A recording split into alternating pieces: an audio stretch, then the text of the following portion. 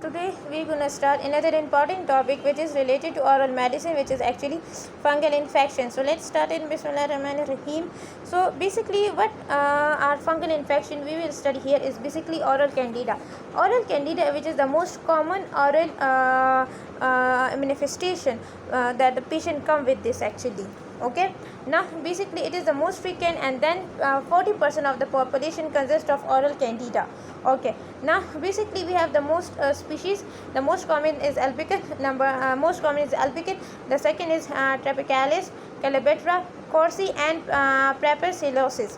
Okay, then we have some predisposing factors. In this we have actually mucosal trauma due to any brushing, overzealous brushing, or it can be denture wearing. It can be also denture hygiene is one of the problem. Then smoking can one of the problem, and then carbohydrate rich diet, the extreme age can be one of the factor. Then antibiotics can be. Then we have steroids, immunosuppressants, xerostomia. Then we can have also radiation, the patient who are taking radiations. Okay, those patients that are taking radiation can also suffer from candida. Then Sjogren's syndrome is one of them.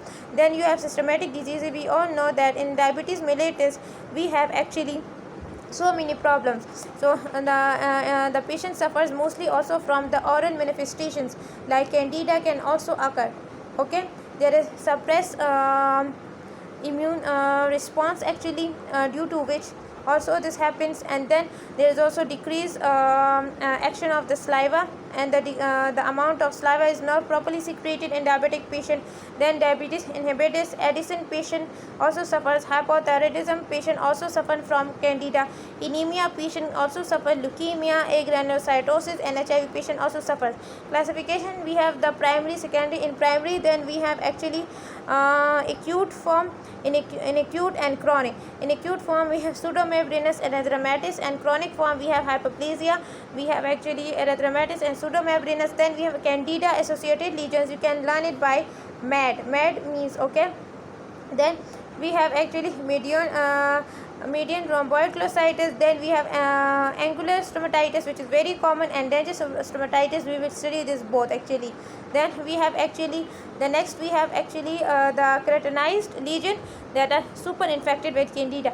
Means first it was keratinized lesion, then it was super affected or superimposed by candida. We have leukoplakia, lichen planus, and lupus erythematosus. Secondary infections are oral manifestations of many, like systematic mucocutaneous candidiasis.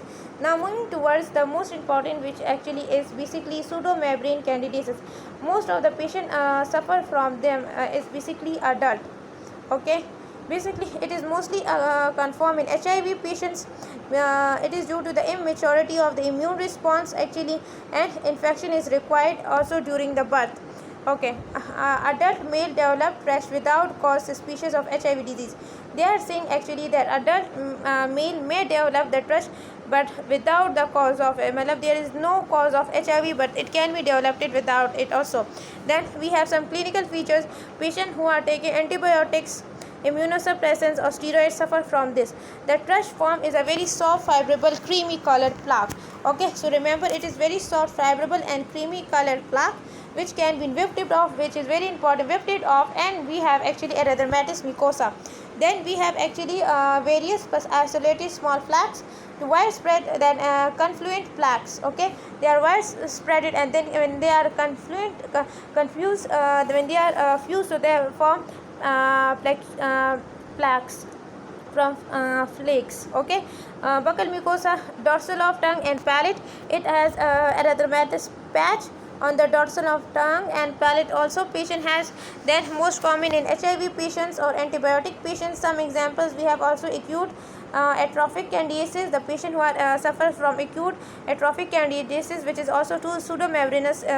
Another name, the patient suffers from antibiotic sore mouth. Burning sensation is also due to the loss of filiform papilla. Then we have central papillary atrophy, which is median rhomboid glossitis. Okay, then we have angular cheilitis, which is actually plaque featuring erythema. Patient has and scaling corner of the mouth. The patient has scaling corners of the mouth and featuring erythema. Okay, then the causes are might be the candida alone, mix, or staphylococcus actually. Then we have